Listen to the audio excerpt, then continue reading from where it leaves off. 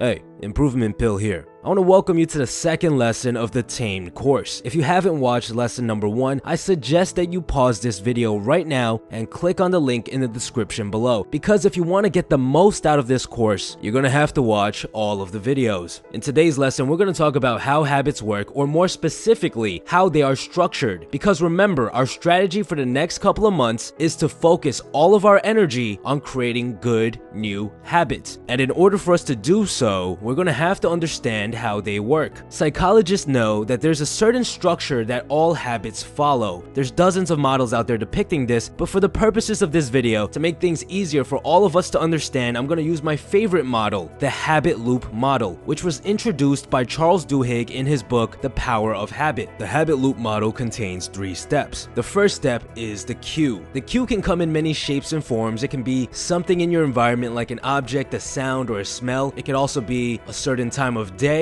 a location, or even an emotion. Whatever it is, the cue serves one purpose. It tells your brain that it should start the habit. And that's where the next step of the habit loop comes in. The second step of the habit loop is called the routine. The routine is the actual habit itself. It's the behavior that you perform. So if you have a bad habit of smoking cigarettes, it's the act of taking out your pack, lighting your cigarette, and taking a pull. This entire process is the routine. The third and final step of the habit loop is the reward. The reward can come in many shapes and forms, and it varies from person to person. It can even be a combination of different things. For our example of smoking cigarettes, it could be a quick spike in our dopamine levels, which nicotine provides. It could be a break from work, or it could even be the good feeling that comes from socializing for people that like to smoke in groups. The reason the habit loop is called a loop is because of the reward. If the reward for the habit is satisfying enough, your brain says, okay, if this cue appears and we do this routine, then we get a good reward. And it keeps this information tucked away for next time. So the next time the cue appears, your brain says, oh look, it's that cue again. If we do the same routine as last time, we'll get a good reward, just like last time. And each and every time you reach the reward, this specific loop becomes stronger and stronger to the point where you no longer even have to think about the action. You just do it. When you reach this point where you no longer even have to think about doing the routine, that's when a habit is officially formed. And that's the habit loop. Now you're probably wondering, well, this is good information and all, but how exactly can I use this to overcome my own addiction? Well, this is important because it allows you to discover the cue, routine, reward of your current addiction. It's important to find out the cues for your addiction because these are the cues that seem to appear in your life all of the time. You can take these cues and attach them to more positive routines like exercise or meditation. And if we can train our brain to associate these cues with those routines, we will have successfully replaced a bad habit with a good one. We'll dive deeper into this concept throughout the course. Now, it's important to become aware of what your rewards are, because by doing so, you'll discover the driving force behind your addiction. Let's say, for example, you realize that the reward for your pornography habit is that it helps you relieve stress. Maybe you have a tough day at work, or maybe you had a bad interaction with a girl you like. Some of us turn to porn to relieve this sort of stress. If that's the case, then we need to address this problem. You're not going to suddenly stop having stress in your life, so we need to pick a habit that can relieve stress. A good example of this is the habit of lifting heavy weights. Remember, habits cannot truly be erased. The cue and reward can't really be changed, but we can alter the routine,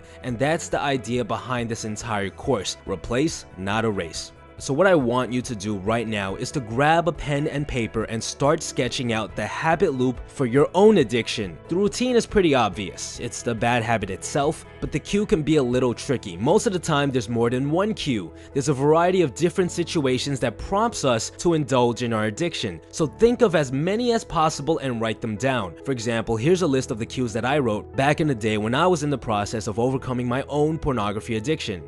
If I was drunk, if I felt rejected, if I had my phone or laptop on my bed before going to sleep.